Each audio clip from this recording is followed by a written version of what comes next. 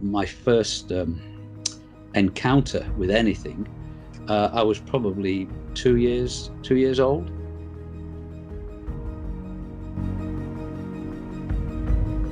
I've been working with Dave Caton and Phil Hoyle, but mostly with Dave from the word go, when he started doing his animal mutilation studies.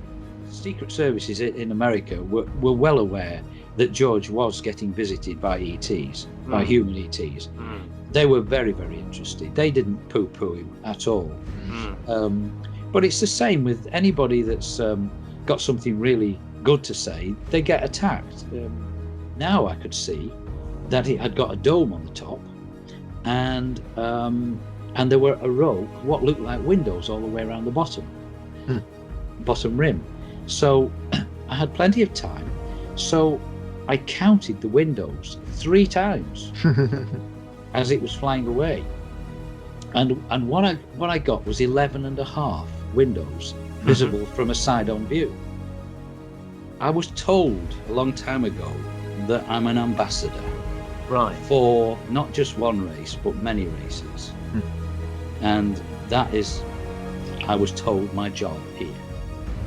You know, I virtually lived a double life, pretending to be somebody that I wasn't for many of those years. That's something else that happens to me. I'm a shapeshifter, and I know 1 or 2 other people who are as well. I'm here to spread light into the world, without a doubt. I have helped many people. You know, all these things. Why I'm trying to tell you, you know, get you to understand, I'm sure you do, is that spirit and ET, it's all connected. It's all totally. We have long suspected that, haven't we, Andy? Yeah. But I mean, you're preaching to the converted here. I know. Yeah. It's about spreading the message, I think. You know, like what we're doing now. You know, there'll be people out there who have been taken by ETs. Some of them will probably be afraid and have nobody to turn to. But yeah, we're different, aren't we? You know, we are making a difference. We don't think we are, really. I think we're peeing against the wind sometimes, but we are making a difference, I'm sure.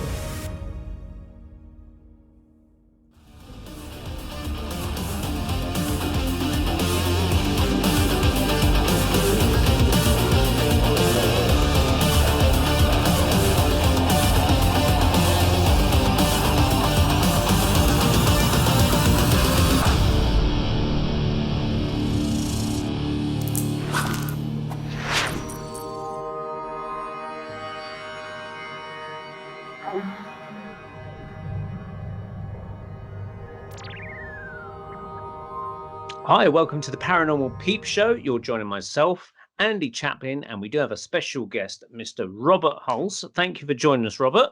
My pleasure. My pleasure. Good. But before we carry on with you, I'll just ask Andy, how are you, first of all? Yeah, pretty good. Cheers, Neil. As you can see, I've been fiddling with Photoshop a little bit. So I've got a Paranormal Peepshow background, a little man in black and an alien, and of course the Unite Planet and Tune Events logo. So yeah, I'm going a bit overboard on. So you're obviously not as bored in lockdown as you were last month. You've been busy. That's good. I've actually been really busy. I'm seeing this as a massive opportunity to redo the website. So anyone that does go on the Tuned In Events website, which is tunedinevents.co.uk, at the moment it's got a holding page, but fairly soon it should be all updated and it's all adjustable and fluid and everything. So yeah, I'm using this definitely as an opportunity. I think a lot of people are. They're kind of now, certainly in lockdowns, when you try these things, you think, oh God, what am I do? But after, if you're the creative sort like we are, we start to think, okay, and we start to invent these little projects. And I've been really busy with my book, Encounters with Fairies, Ghosts and Spirits. So I thought I was on the final chapter, and I realised I've actually got still a lot more to write. So I will be finalise it probably in the next month or two. I saw a meme that says that when we come out of lockdown, you'll either be a chunk, hunk, or drunk. So I think I'll be all three. But I'll be selling my books then, so I'll be a drunk skunk hunk author. Anyway, without further ado, we'll get on to our guest, Robert. And you are in Macclesfield, is that right, Robert? I am, yes. Yeah. So snowy Macclesfield. Yeah. So for those that don't know where that is in the UK, because obviously we've got people around the world listening, where is Macclesfield? Macclesfield is in Cheshire, and it's about 12 miles from Buxton, and it's probably 18 miles south of Manchester. Wow. Okay. So yeah, Coronation Street country for us Southerners. Well, I reckon, yeah. Not quite, maybe. Yeah. Okay. Now, we know of you because you actually made a guest appearance on our Paranormal Peepshow Christmas special with Unite Planet guys, and you dropped in for a 10-minute chat with us, and I was very impressed with the stuff you told us. So I thought it'd be really great to get you back to discuss more. And we found out that we do have a mutual few friends, and that's Andrew Johnson and also David Caton, who I believe both gentlemen have appeared on the Paranormal UK radio network. And I know that Andrew Johnson has appeared on Unite Planet as well. I don't quite think the boys at Unite Planet have managed to get David Caton yet, but, maybe that's a little hint for them there that they should get on the old phone and give him a call or something, because I'm sure they'd find him a very interesting chap to chat to. Well, I'm quite sure David would be very happy to go on their show, because they're great guys and I love them to bits. Great. Yeah. So, I've seen some pictures on Facebook where you've gone camping events or outdoor events or something, so it looks like you go back quite a way. So that's really good. We do. Excellent. So now you told me before we came on that you've got quite a wide variety of experiences. So I'm not even really sure where to start. But I mean, if we just sort of hint at things like UFOs and animal mutilations, which some people might have heard of, but it's a bit of a kind of disturbing subject. I mean, let's start at the beginning. How did you get into the whole field of this kind of thing? Well, I started very, very young. My first encounter with anything, I was probably 2 years old. I was in a street in Macclesfield. My mum had just brought me out of my auntie's house, and she'd gone back in the house to get my younger sister. And I was stood there. There was nobody else in the street. And this light came down and hovered in front of me. It was the shape of a light bulb, a very large light bulb, with the bulbous part at the bottom. And it was a yellowish white light. And it was obviously there for me. And I just stared at it, and then it just dissipated and disappeared. Now, some people might think, oh, is it some kind of ball lightning or something like that? But I have a perfect memory of the day. It's incredible that I should have, but I do. I can see the street, the houses, and I know that the weather was very. It was a typical dull, sort of damp Macclesfield day, quiet, absolutely no lightning or anything like that about. So I know that was the first thing that I encountered. Did this thing kind of like try and communicate in any way? Did it have like a message or? Not as far as I was aware at all. It just hovered there about, I don't know, maybe 5 feet off the ground. Certainly no more than, I don't know, 8 feet away from me, something like that, right in front of me. And how big would you say, like roughly speaking? Well, in the old days, we had like 200-watt light bulbs, and the old light bulbs were about that size. So I'm guessing it would be from top to bottom, perhaps about 6 inches, something like that. Oh, it's quite small. Well, I mean, it's quite big by modern light bulb standards. Yeah. But not as in kind of like a huge fireball. Oh, no, not at all. It's quite interesting that at that time, in one of the main daily newspapers, there was a sighting report of a craft, huge craft, which was shaped like a light bulb. Wow. Whether there was any connection or not, I've no idea. But I do remember that. So then I guess my next encounter, I would be about 5 years of age, and we lived in a prefab, which was housing that had been put up quickly just after the war, you know, to house people. It was luxury for us, quite frankly, because we had a proper indoor bath and an indoor toilet, which was wonderful, you know, luxury. And this back in the 1900s, I think. Yeah, this Which was war? well, I was born at the beginning of 1952. I'm 69 now, so this would be 57. I'm guessing when this happened. And I'd gone into the field at the back of our house where there was an oak tree, which I loved to sit under this oak tree, just a single oak tree in the field.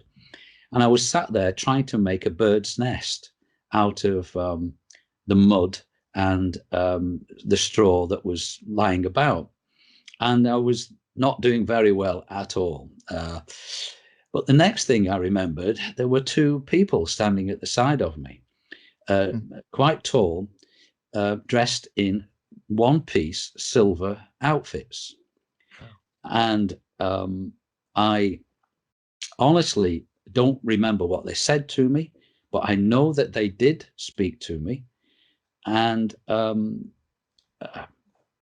next thing I knew, they'd gone, and I was walking back to our house, and in my hand was a bird's nest, and it was absolutely perfect. And I know 100% that there's no way I could have made that. So that was really strange. So that was my first encounter with ETs. I'm quite sure that's who they were. Did they look like, I mean, human? Yeah, they were human. Yeah. And I've heard of Nordics, and I'm wondering if they were humanoid Nordic types, maybe. Yeah, well, they could have been, but quite honestly, you know, my memory is not that great of the features. But it was just their silver one-piece, close-fitting clothes that they were wearing. Then a strange thing happened to me. I'd be about the same age, I guess. I'd gone to bed. I had my own bedroom, and Mum and Dad were in the next bedroom with my little sister. And I awoke or whatever to see a huge African elephant. Oh my God! In the corner of the bedroom, and it was just the head of it, you know, but it was massive. It had huge gleaming tusks, and it was moving its head from side to side, and I was absolutely petrified.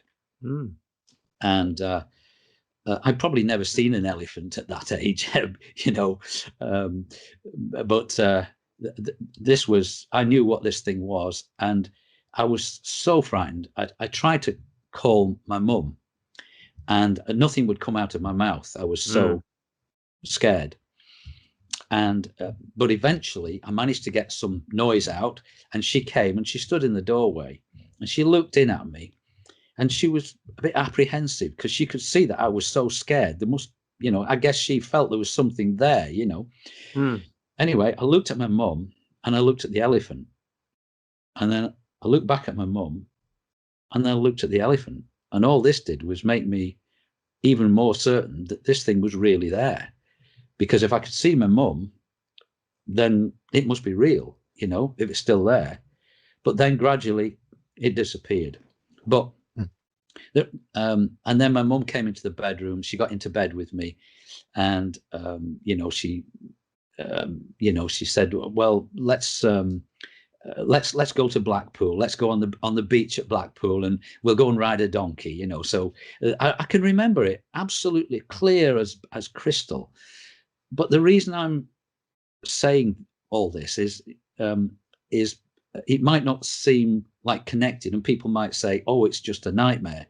But I can assure you that it most certainly was not a nightmare, that this was a visit from a very powerful being. And I can tell you that later on in my life, a friend of mine has seen Ganesha standing behind me. That's the Indian elephant god. Yeah. Now I know that's Indian, and I've said this was an African elephant, and I'm not going to change what I say about that, because it had the huge ears of the African elephant. But nevertheless, I do have a connection with Ganesha. I do know that for certain. So that was another thing that was interesting. And then we get a bit closer to the UFO stuff, I guess. When I was 7, would I be 7? Yeah. And my sister would be 5. We went on holiday to Prestatyn in North Wales with Mum and Dad, obviously, and we rented an old caravan by the sand dunes at a place called Gronant. And I think we'd only been there a day or two, and late in the morning we went just through the sandhills and just onto the beach. So we were sort of had the sandhills just behind us, and my sister and I were playing, and it was a nice day. It was lovely, sunshine, beautiful. But after a while, Mum and Dad said, well, we're going to go and make some sandwiches, to eat. So I said to my dad, well, do you mind, can we stay here a bit longer and play, and then we'll come to you? So Dad said, yes, okay, but half an hour sort of thing, and then you've got to come back. And of course, my dad was very Victorian in his attitudes, very strict, and so we did as we were told, believe me. But so we played for a little while longer. But then the next thing that happened was Jane and I found ourselves on the single track, a concrete track that ran through the campsite. And it was obviously much later in the day, and it was raining, and we were getting wet, and we were completely disorientated. And so we walked up, and I think we must have walked past the caravan where we were staying, because we were so out of it. And eventually a very kind family took us in, and they went and found our parents. And when they came, they were absolutely at the wit's end, because apparently we'd been missing for 4 hours. Crikey. Yeah, 4 hours. And of course, I suppose they thought we'd just been naughty, but we hadn't. But, we didn't know what had happened to us. But anyway, I do remember that when we came home from that holiday, very soon after that, within a few days, I think, I started with terrible nosebleeds. And they lasted for at least a fortnight. And, when I would go to wash my face in the sink in the morning, as soon as I touched my face and touched my nose, blood would just pour from it into the water, and it was quite horrible. And that, as I say, that lasted for at least 2 weeks. So I'm quite certain that they put an implant in my nose at that time. Did anything happen to your sister of a similar ilk? No, she didn't have nosebleed at all. But throughout her life since then, she's had plenty of encounters with ETs, just like me. Because as always happens, well, I say always, but almost always, it's something that runs in the family. So it's a hereditary thing, and it's to do with our DNA, I believe. You know, it's we there's something different about us than normal people, shall we Yeah. say. Did Yeah. you also become psychic, Robert, as well?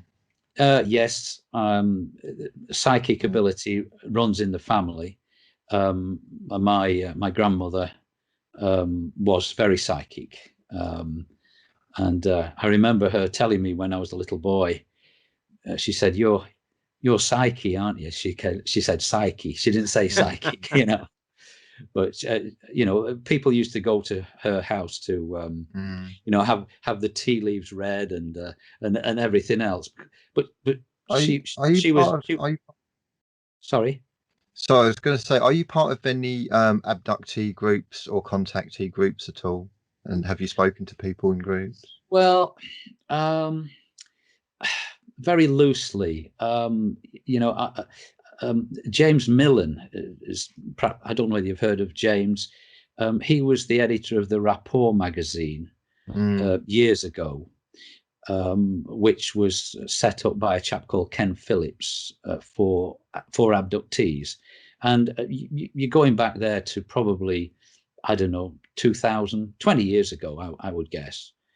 Um, and so I've had contact with some of those people. But I mean, over the years, I mean, I've been involved with this really seriously for 40 years now. So I've got friends all over the world who've had very similar experiences to me. Some of them have had incredible experiences, you know, even greater than what I've had. So so I've been fortunate that I've learned from them about their experiences. It's almost as though these people have found me. Well, I know that's what happens. That they are somehow, there are powers up there that are working to bring certain people together to educate some of us. This is it. You know, the reason I was asking that is because the nosebleed thing. Yeah. I don't know if you've seen traits of people who've been abducted or have had unusual experiences, but there's like almost like a tick box, and I probably know all of them. Yeah. And I used to have that myself. I used to have nosebleeds galore. Went to the doctor. The doctor just basically says, "There's not a lot we can do about it. Stop picking your nose," kind of thing. Oh yeah. But it was more than that, and it was literally you saying going to the sink, and it would just happen. I would just have to touch it slightly, and I would just have full gushing nosebleeds. They've stopped now, and they stopped since around about the age of 15 or 16. And I'm wondering if it stopped around about that age for you. No, in fact, mine were just for a few weeks when I was 7, and then after that, no, never had a nosebleed ever in my life again. But have you got anything weird and floaty in your eye, like a kind of like a little crystalline thing where you look? I don't believe so, but I'm quite certain that I have an implant in the back of my leg, which I've had since being very young, which is quite large and can actually feel it under the skin. That's how I found it, because it's in the in between the knee and the buttock, you know, about halfway, but at the back. So you wouldn't see it, but I just felt it, and I can still feel it there today. I also have a couple of things down the side of my leg as well, which I believe they're implants. I've definitely got an implant in my hand here. I don't know whether you can see the lump on my hand here. I can, yeah. Okay. Well, that's really hard. And it started, God, we're jumping about a bit here, but that's how it's going to be, I guess. In 2008, when I was on holiday in Pembrokeshire with 2 very dear friends who are also abductees. And my friend and myself, we went up to the Pentarifan dolmen stone, which is quite an amazing thing. If anybody's never been there, I highly recommend it. It's wonderful. It's just a bit north of Fishguard inland. And then we went up Angel Mountain, which is quite near the Dolmen Stone.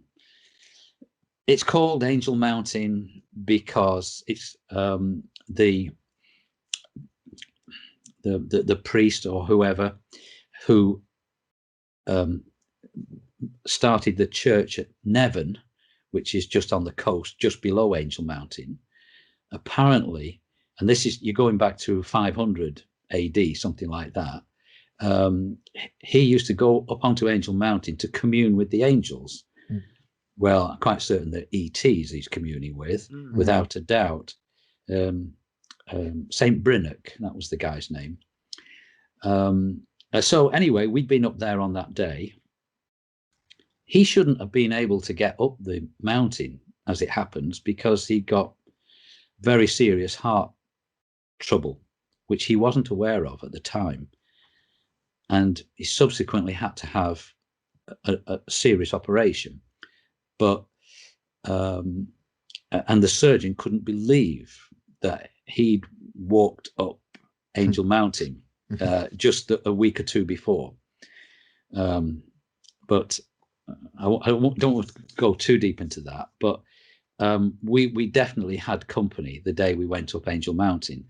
In a photograph which he took of me going in front of him, I am quite certain that there is a UFO cloaked just right in front of us, and we're going to walk straight into that, straight through that, and I can see it in the picture. It's quite clear. And you say that incident that triggered the hand lump. Yeah, well, what happened was we went up there on that day.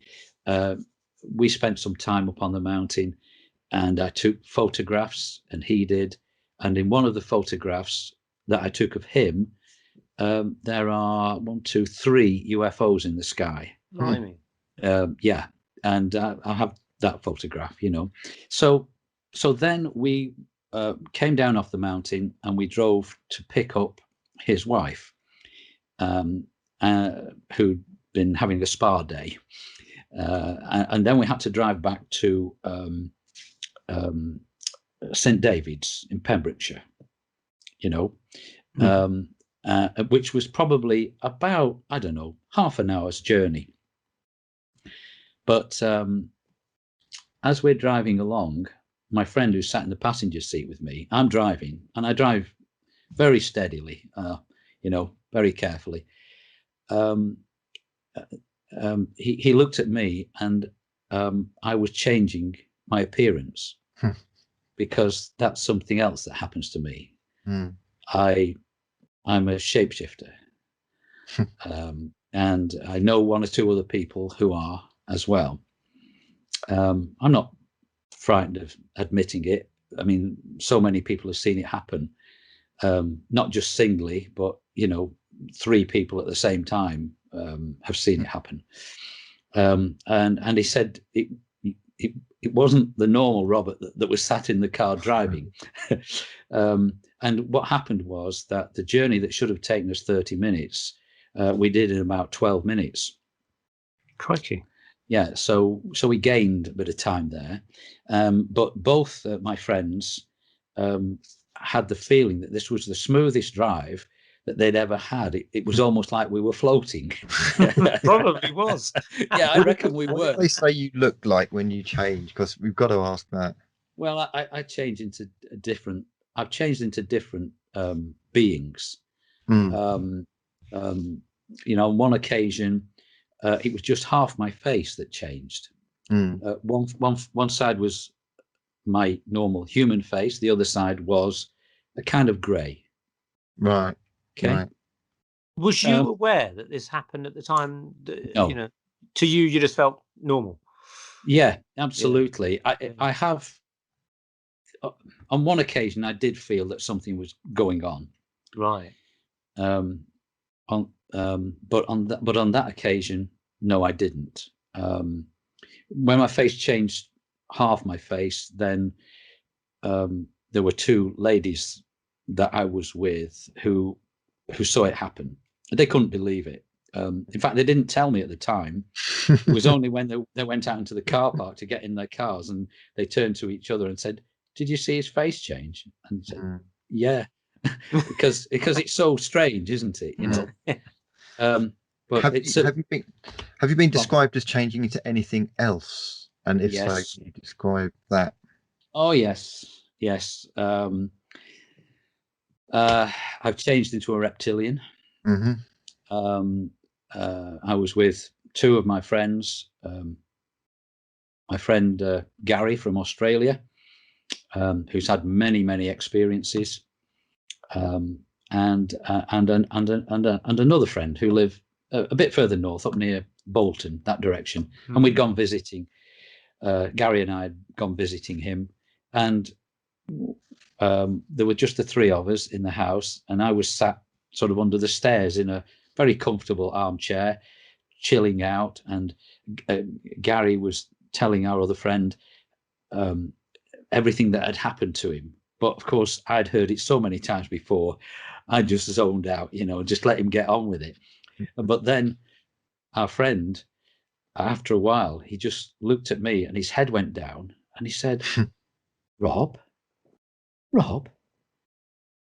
you're changing into a reptilian. And it's really scared him. And it lasted probably best part of a minute at least. And they both saw it happen. And in fact, he wouldn't speak to me for 2 or 3 years after that. He changed his phone number, and it was a great shame because we were great friends. But since then, we've got back together again, and we're pals again, and so what's his view on it now? Does he try and forget it, or does he put it down to that's just something that Robert does? Well, I guess he's kind of accepted that it's a reality. I mean, it happened to me another time when I was down in Wiltshire looking at crop circles, and well, that's a big story, but basically, I had a trailer tent, which I've still got now. It's called a dandy trailer tent, and they're really nice. I love my dandy trailer tent. And Gary had come over from Australia, and we were down there together, and he stayed for about a fortnight. And so the friends that I told you about, who were with me in the car at St. David's, they came to visit us on the day, and another two ladies who were both abductees came. So there were 6 abductees in the dandy, right? But just before I carry on with that, just let me say, I forgot to tell you that not only did we do the journey back to St. David's in about 12 minutes, all 3 of us had the double puncture marks on our hands when we got there.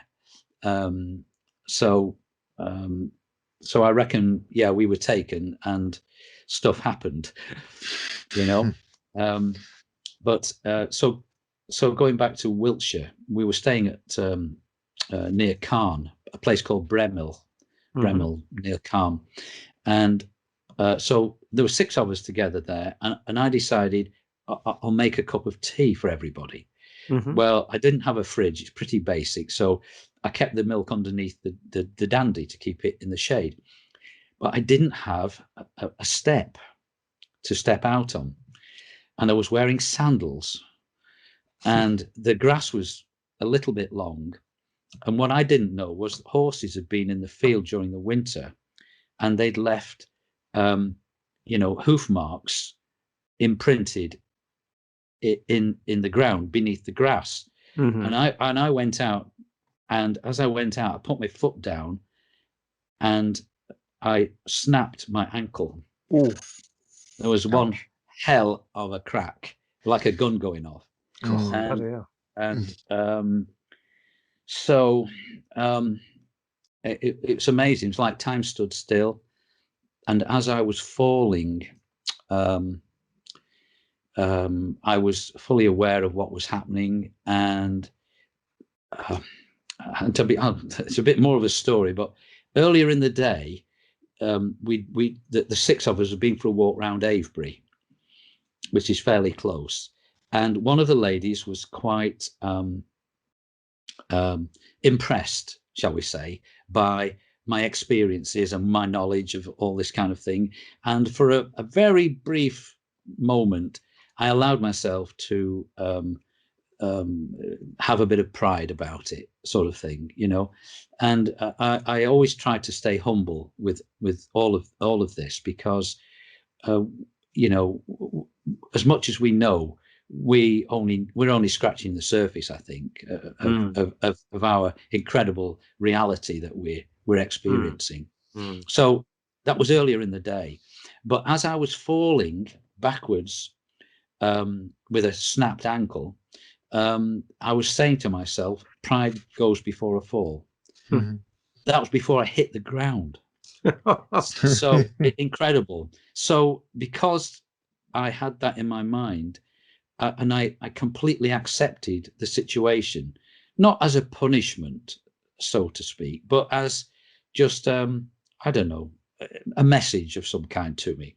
So I lay on the ground, and my friend who'd been with me on Angel Mountain, who has incredible gifts, he looked out of the door and he saw me lying on the ground in a mess, and there were ETs standing around me and spirit people, and because he can see them, because when he's been taken, they've implanted something in his eye, in his left eye, which allows him to see spirit as clear as day, UFOs, ETs, no problem whatsoever. And he could see there was ETs standing around me. Were they greys? Did he describe them? Yes, some were greys. Yes, there were other types as well. Okay, but he couldn't come out to me immediately. It was almost as if he had to get permission from them to come out, because they were doing something, I guess. I don't know what. But then he got the nod. He came out. He checked my leg. He'd done first aid, but that really wouldn't cut the mustard with this. He was really out of his depth. But so after checking the rest of my leg and deciding that I hadn't broken the rest of my leg, what I had broken was bad enough. It was a compound fracture, and the bone was sticking through the skin, and there was blood on the grass. We'll fast forward past that bit. So. Well, we won't have photos either. No, that please. But I do have to tell you this, because the next thing he did was to put his hands around the injury, and as he did that, some being of some kind came into his body, and he felt fingers that were not his fingers pushing the bones back into place. And then his wife came out. She put her hands on top of his, and she is also an incredible person, amazing person. He could see that the blood was running back off his fingers and going back into the wound. And when he took his hands away, there was no blood and there was no compound fracture. Crikey. Yeah, but while this was taking place, I completely changed into an ET. It wasn't just my face, it was my whole body. Right. And he was saying, because there were other people around nearby, he said, "No, Rob, no, not now, not now. There are other people here, But and he described that being that I was as like what we think of as one of the elders, one of the grey elders. They don't have the not the wraparound eye. They have a round eye, which is very, very dark blue. You could almost think it was black, but it was actually very dark blue, and the skin was very wrinkled, like an elephant skin, which is quite interesting. Yeah. So I don't know. Maybe that's who I am. One of them in particular, you know. But anyway, they got me back in the dandy. I lay on the bed, and I'll carry on with this story because there's a bit more to it. It's interesting. So the two ladies, it was a mother and daughter. The daughter, when she'd been taken as a child, she remembered what happened to her, and it frightened her to death. But she's a great artist, and she actually drew being on the table with the instruments above her head and all this kind of stuff. And that's one of the reasons they came to see us, because she wanted to show me this book of drawings of stuff that had happened to her. So I'm just starting to look at this, and when Gary says, and bear in mind, Gary's a bright guy. He was an airline pilot. Well, no, a bush pilot rather, and a great electrician as well. So he's a clever guy, and he suddenly says, "Isn't it great that we're all here together?" Meaning us abductees, you know, because we don't have to explain anything to each other, because we know we've been through it. You know, and then he started counting, and he said, "There's 1, 2, 3, 4, 5, 6, 7 of us." And of course, we all knew that there were only 6. There was me and Gary, my 2 friends from Angel Mountain, and the 2 ladies.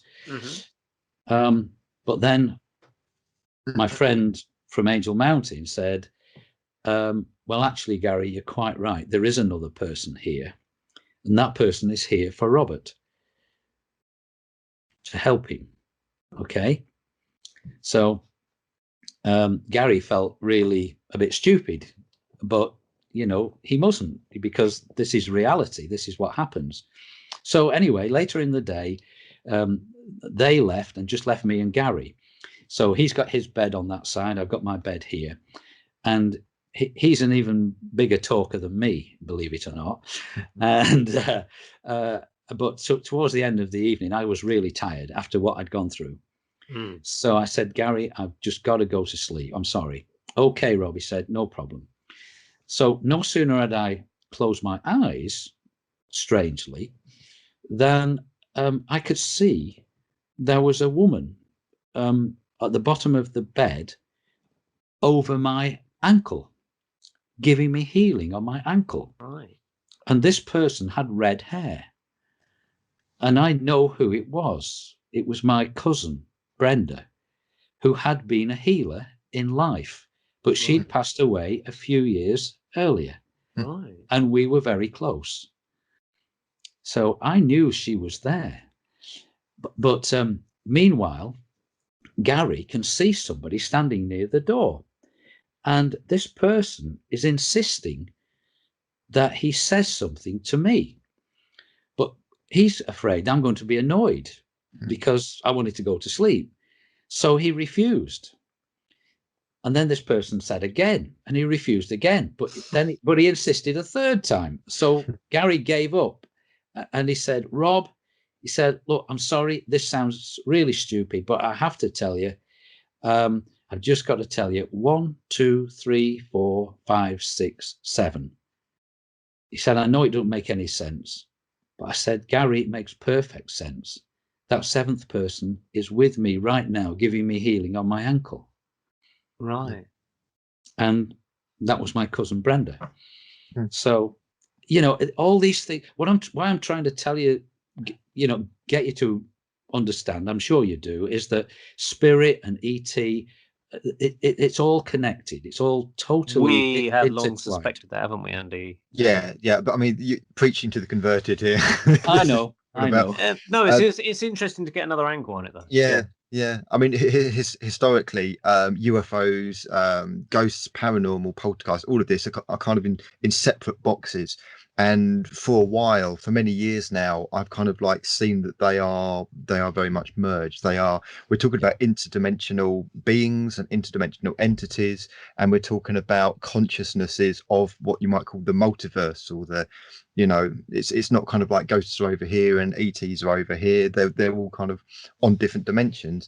The Robert, kind of like you come across as somebody who is a soul that is probably, I don't know for sure, but probably not human, and probably decided to dip into this earthly reality for whatever reason. Absolutely. Do you know what that reason is? Why are you here? What put you here? Where's it going?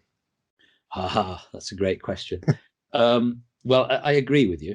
I'm quite convinced that I have lived other lives on other planets. I know I have, actually. I've even had, I went through a period of time about 10, 15 years ago where I would be driving along the road with my wife at the side of me, and I would see in front of me writing, and the writing was the laws of the galaxy. The laws of the galaxy, and I read them, and I knew them. They weren't anything that I didn't know at all. We've got plenty of time, Robert. Go for it. What are the laws? What's the laws? Are we breaking any? No. Well, to be honest, I honestly can't remember. But this happened to me on several occasions. This wasn't just a one-off thing. So in some way, I do believe that I'm connected with the laws of the galaxy. Truth is of absolute paramount importance to me. Always has been all my life, and integrity. So I can't stand liars, and I can't stand cheats.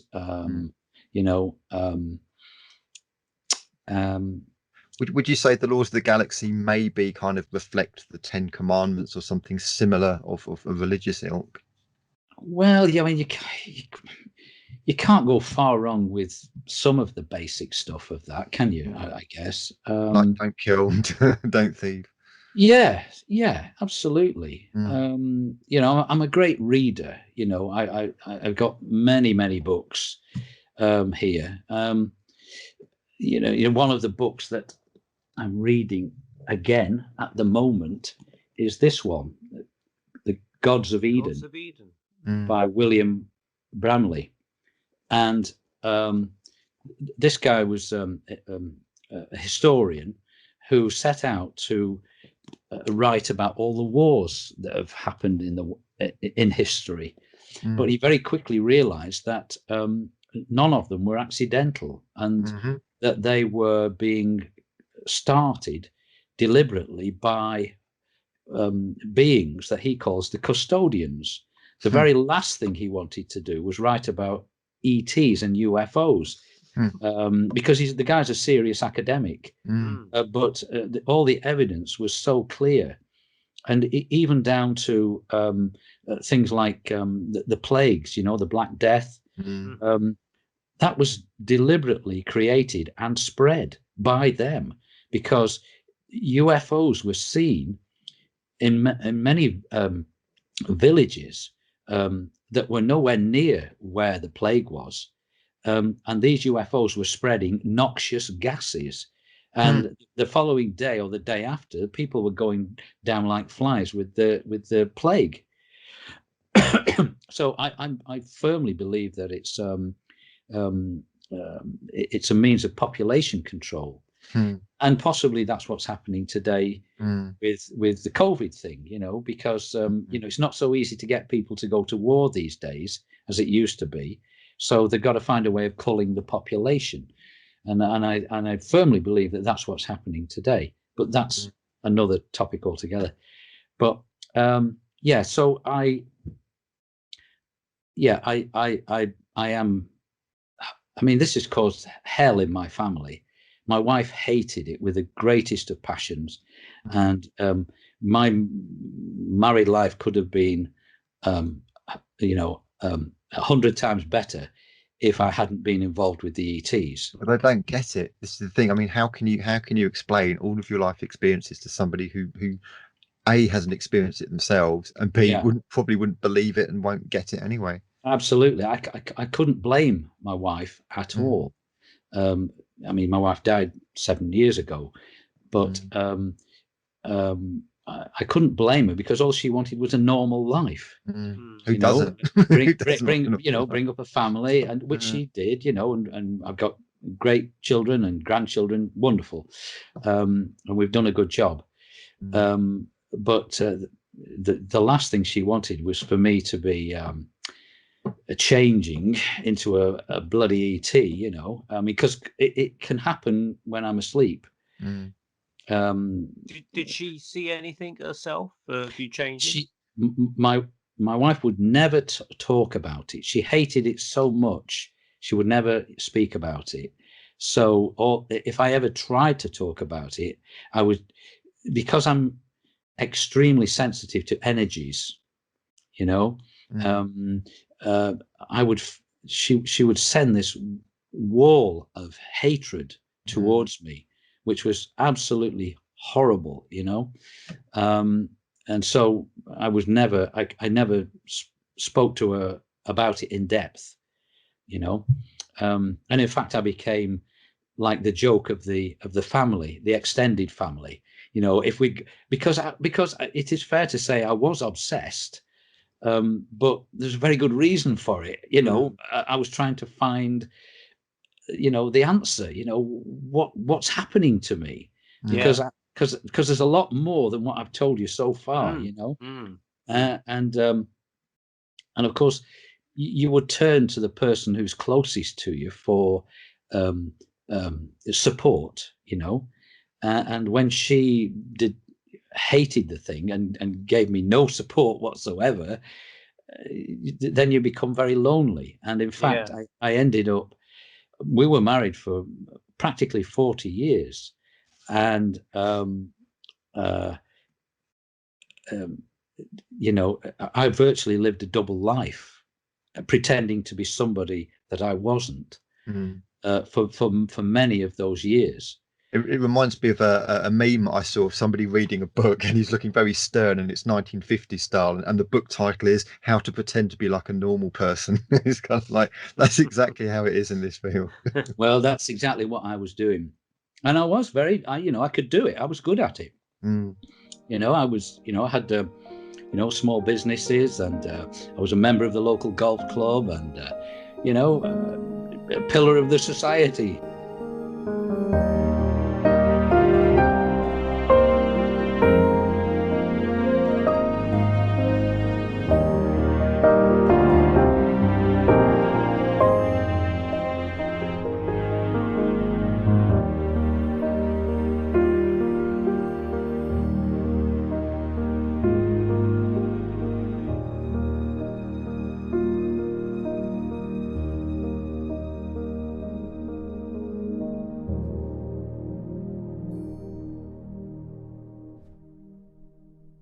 Dare I ask, were you a member of a lodge? No, I wasn't, but I was invited to be. But I turned it down. I actually spoke to my dad about that, and he said, I'm not in favor of people ganging up against other people, and basically that's how he saw, the Masonic Freemasonry, the ganging up on, ordinary people, if you like, for their benefit. So my dad was quite wise, and so I thought, yeah, fair enough. My business partner was a Mason, and he wanted me to join, but I said, no, I don't think I'll bother. Yeah. Let's circle it around to the original question, Robert. Yeah, What's sorry. your life purpose here? What is your soul doing here on this planet? Oh God. Well, I'm here to spread light into the world, without a doubt. I have helped many people. Do you do healing as well, hands-on healing or anything like that? I can do, but I hesitate to do it. I've because of this, I don't know, humility thing that I've had in my makeup all along. I've not wanted to believe that I could do something like that, but in actual fact, I can, and I have done.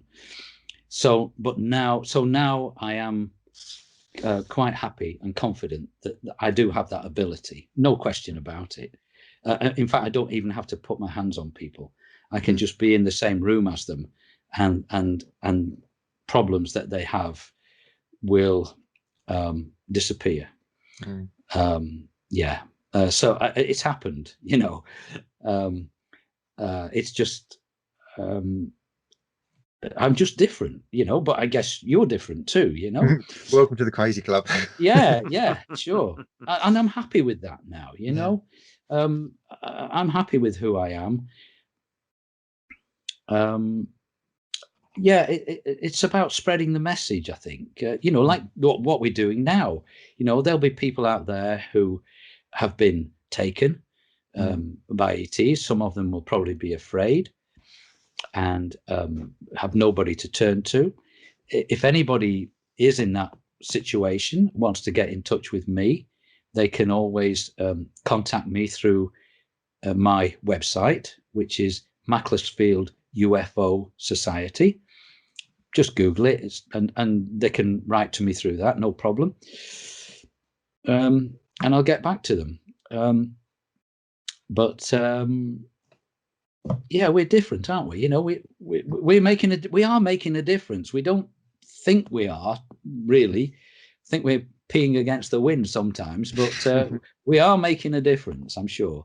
Okay, we've got about 5 minutes to the break. So before we go to break, there's a few more questions I'd like to ask. Obviously, your sister has had similar experiences to you. How does she now relate to all this as well? Well, first of all, may I say that she has a better memory of of being taken with me than I do, because very, very quickly, 2 years after the Prestatyn event, we went on holiday to Llandudno. So I was 9, she was 7, and we were taken again, and we were placed down by the sea, by the rocks of Great Orme, which is a great big rocky promontory that goes out into the sea. And there's a single road that goes all the way around this thing. And it's about 100 feet from the road down to the sea. And we were placed down at the bottom there. And we had to climb all the way back up the damn rocks. And I was really scared. And I got my sister over the wall and onto the road. And then I looked down and I froze. And she helped me to get over. And then we walked a few paces on the tarmac, and the next moment we were back in the digs again. But at that occasion, she saw what she thought was like a carousel on the sea, just in front of us, which of course would be a UFO. So she has a tremendous memory of it. She even remembers what she was wearing the day we were taken at Prestatyn. It's incredible. But yeah, she's had experiences, but she's had some nasty ones, with greys and reptilians. But it's a mixed bag, That's the thing. I mean, it sounds like you're being visited or taken by different races. Yeah. So I mean, my always assumption is that someone's been taken on board and it's the greys or whatever like that, and it tends mostly, from my understanding, to be fairly negative. I mean, there has been a few positive cases that I've spoken to people about. And then people have generally reported positive abductions or interactions with Nordics. Why do you think you got loads of different races trying to grab you, as it were? There must be something special about you. I think I was told a long time ago that I'm an ambassador, Right. for not just one race, but many races. And that is, I was told, my job here. God, who knows? I don't know. But that's what I've been told by one or two psychic people. And I've seen different types. I've seen the small greys. I've seen the bigger ones, like the one on the communion, with the big wraparound eyes. I've had that one right in my face, really close up. I've had one at the side of my bed that was what Credo Mutwa in the Sangoma from South Africa. He calls them Chitahuri. The Chitahuri. Yeah, I had one of those at the side of my bed. What do they look like? Well, they have round eyes, big round eyes. You might be forgiven for thinking that they are slanted, but they're not. When I could, this being was only like a couple of feet away from me, if that. You could see that the bone structure of the eye, you could see the orbit of the eye was round, but the eye lids, the bottom one came up as well as the top went down, like a reptile, if you like, and they were on a slant. The lids were on a bit of a slant, so that gave you that impression. On the bridge of the nose, there were 3, maybe 4 very deep wrinkles going across the bridge of the nose. When you screw your nose up, you get these wrinkles here. Well, these were like really, really deep. The being had no hair. On the top of the head was a ridge which went from front to back.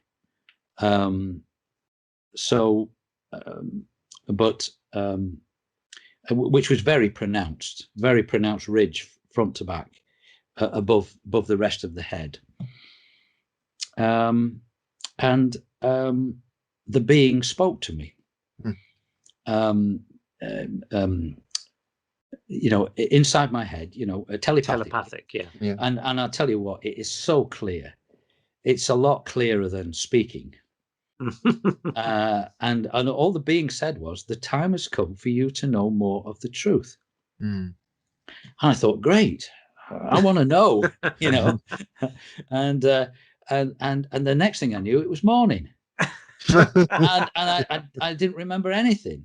But then a few days later, I found I'd got a sore in the crown of my head here, really very sore. And then what happened was the top of my head started to get tender, and my skull started to raise up in the middle. Oh no! So I started to develop a ridge. Oh, crikey. Yeah, I also got 3 lumps on the back of my neck, where my just in the hairline from where the spine, on the spine, and I've still got them today. And all these things were connected with that being. So I don't know, am I connected with the Chitahuri? I must be, is all I can say. And interestingly, my friend from Angel Mountain, shall we say, I said to him, you're not got your head's not tender, is it? When I rang him up on the phone, he said, I don't know. And he felt it, and of course, there it was. And his was bigger than mine. Crikey, you're turning to Klingons. Yeah. Well, thank God it stopped. I mean, this is like a couple of years ago or so now. A couple of years ago. It was March time, I think, when it happened. Yeah. I think, Neil, what might be going on is there's different factions with different agendas. So, I mean, going back to things like the plagues and the wars, that is an extremely negative agenda. But I'm pretty sure that there's ones with positive agendas that actually want to help mankind and ascend mankind. But it's, I think, I don't know how you feel, Rob, but I think we're slap bang in the middle of a very old spiritual war between light and dark. Totally agree with you. We're really at the watershed now. This is the point whether we either go down or go up, I think. Yeah, I think so. On that note, as we are at the point of the watershed, whether we go up or down, I know that we'll be going sideways because we're now approaching our break. So we'd just like to say thank you very much to Robert for joining us for part 1. And hopefully you won't be abducted in our breaks, because we need you for part 2, where we're going to be talking about crop circles, animal mutilations, and other spiritual things. So very cheery things. Awesome. Yeah, stay tuned, everyone, and get the tinfoil stuff out the drawer and stand by for part 2. We'll see you in a minute. Thank you. Bye-bye.